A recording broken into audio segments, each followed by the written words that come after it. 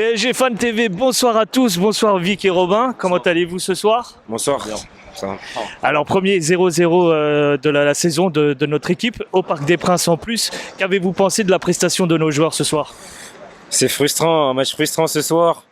Mais dès le départ dans la composition, il y avait un problème. Quand tu vois le milieu, Danilo, Gay, Dinaye Bimbe, même si Dinaye Bimbe était pas mal ce soir, mais C'est ce qui se dit, ouais. ouais, il y a un manque d'ambition dès le départ et on l'a bien vu en première période. C'était très stérile.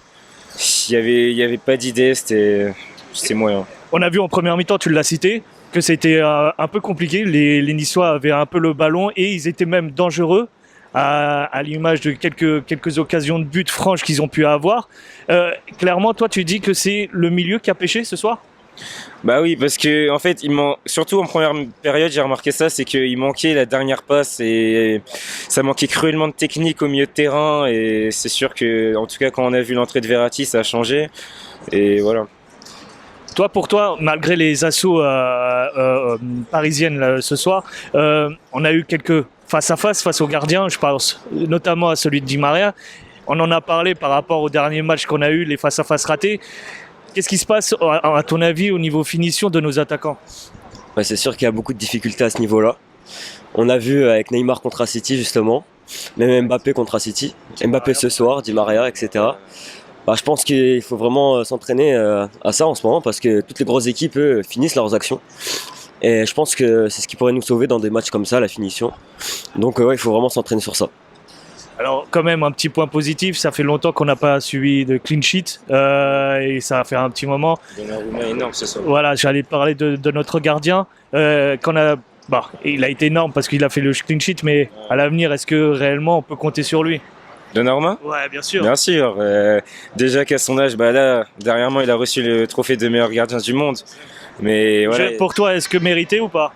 Oui, il méritait. Edouard Mendy aussi le mérite, mais pour moi, Donnarumma, il est tout autant méritant. Donc, ouais, Donnarumma, il a 22 ans, futur meilleur gardien du monde.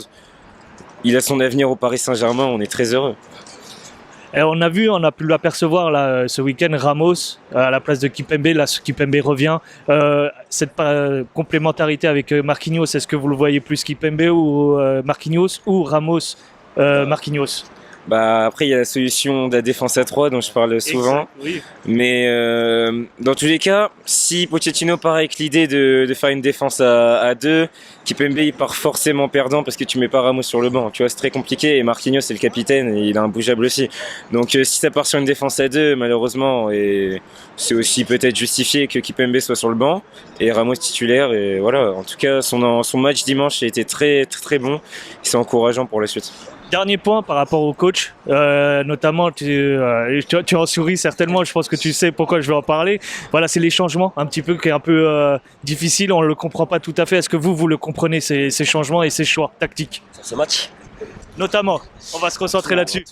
Après, sur le banc ce soir, il n'y avait pas beaucoup de solutions. Mais bon, je sais pas s'il peut faire réellement mieux. Icardi ce soir apporte pas beaucoup. Même si dans le jeu, sur les centres, il aurait pu être dangereux. Après, dans le milieu, Paredes ce soir était un peu nonchalant.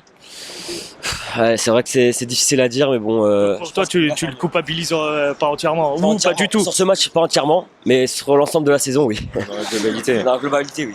Mais après, j'ai un petit mot à dire, pas forcément pour le défendre, mais quand tu vois qu'on change à tous les matchs de compo, de joueurs, tous les joueurs changent chaque semaine, c'est très compliqué de mettre en place quelque chose tactiquement.